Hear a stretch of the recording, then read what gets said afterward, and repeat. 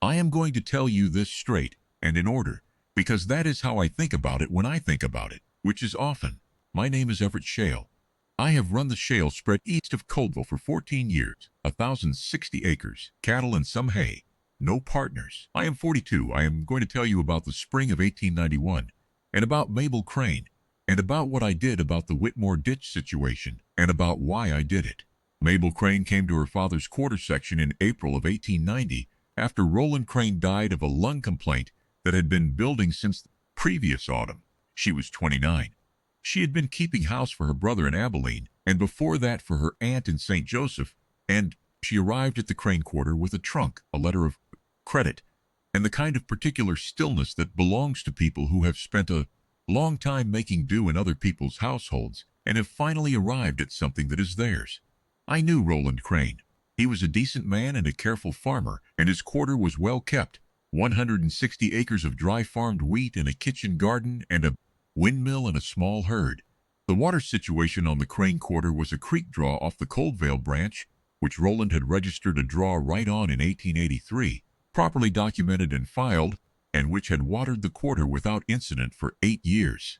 I met Mabel Crane 3 weeks after her arrival when she came to my fence line to ask if I had seen the Whitmore hands working the north ditch. I had. I told her so. She said they're building a deflector. If it holds, it'll redirect the full flow south of my draw point. I said, you have a draw right registered. She said, I know, they know. They appear to be proceeding anyway. She said this with a flatness that told me she had already run through what that meant. A deflector that redirected the full flow south of her draw point would, by summer, leave her without water for the herd, and without sufficient moisture reach for the wheat.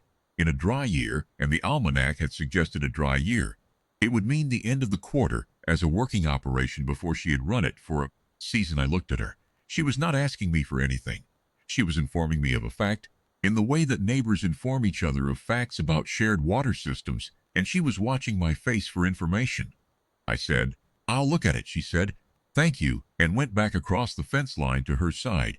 And I watched her go and thought about what I knew about water rights filings in Coldvale County and about what the Whitmore spread had been doing since old Jack Whitmore died and his nephew Parrish took it over, and about the particular kind of careful dishonesty that Parrish Whitmore operated with, which was the kind that stays just close enough to legal to make the filing process slow. I rode out to look at the ditch that afternoon. The deflector was not finished yet. They were 3 days in, I estimated maybe 4. If it was completed and filled, the claim process to have it removed would take 6 to 8 weeks minimum through the county engineer and the water rights board. The Crane quarter could not wait 6 to 8 weeks, not in a dry year, not with a herd that needed watering through July. I thought about this. Then I rode to the county seat. I want to be plain about what I did, because some of the accounts I have heard from Coldvale since have described it with more drama than it contained. I rode to the county seat, which is 22 miles. I arrived in the early afternoon. I went to the county recorder's office, and I asked for the file on draw right registration DRW 1883 Crane. The clerk pulled it.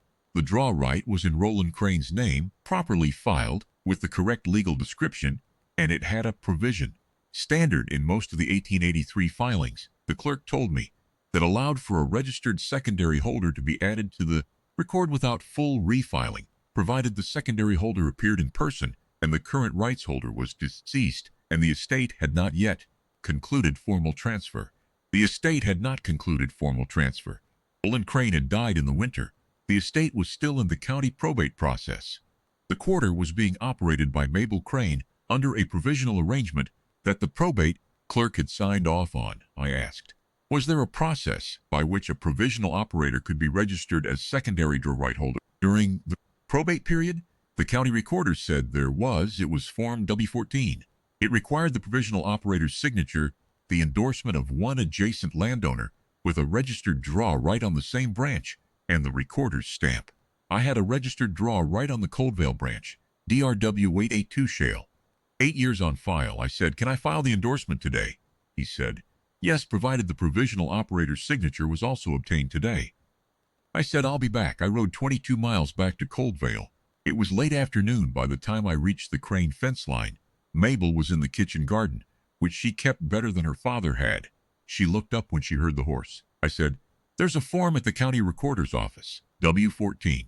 If you sign it before they close, your draw right transfers provisionally to your name, and the deflector becomes a clear violation of a registered right, not a disputed adjacent use. The difference is that a clear violation can be enjoined immediately. She stood up from the garden row and looked at me. She said, "How far is the county seat?" I said, 22 miles. "If we leave now, we arrive before they close. I can ride with you." She looked at me for a moment, not calculating, not weighing, the kind of look that is determining something about character. Then she said, "Let me get my coat." We rode 22 miles to the county seat. She signed Form W-14. I endorsed the DRW transfer as adjacent rights holder. The county recorder stamped it and entered it in the register.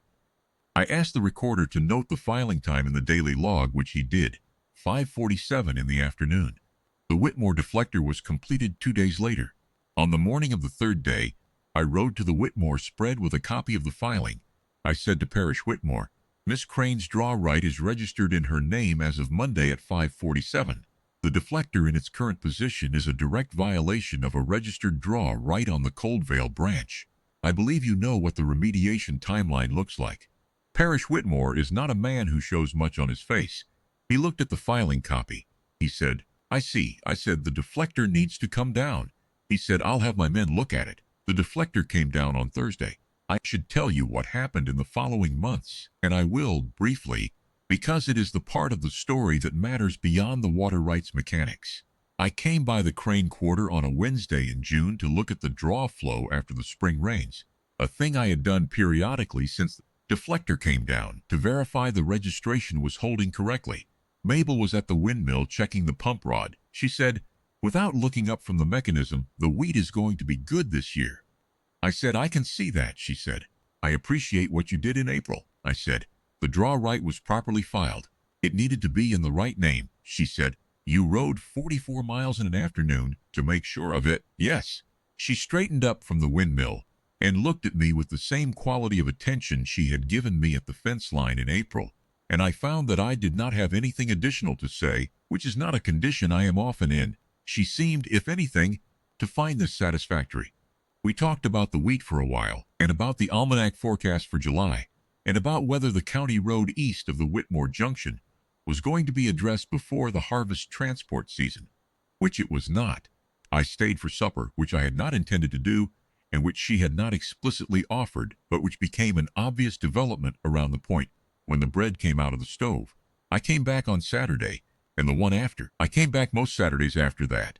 In September, she asked me, in the plain-spoken way she did everything, whether I intended to keep coming, or whether there was going to be a conversation about it. I said there was going to be a conversation about it, and I had it. We married the following February at the county clerk's office. 2 witnesses, a brief ceremony, and then 44 miles of road between us that had been the right distance when I was enforcing draw rights and was now considerably too much. We resolved that in the standard way, I moved my operations west along the fence line to a range that could run alongside hers, and she ran both quarters through the following 3 years, and the Crane wheat continued to be good, and the water rights stayed clean. The deflector came down because the draw right was properly filed. The rest of it came down because I rode 44 miles in an afternoon, and because she put her coat on and came with me, and because some things are simpler than they appear once you ride toward them.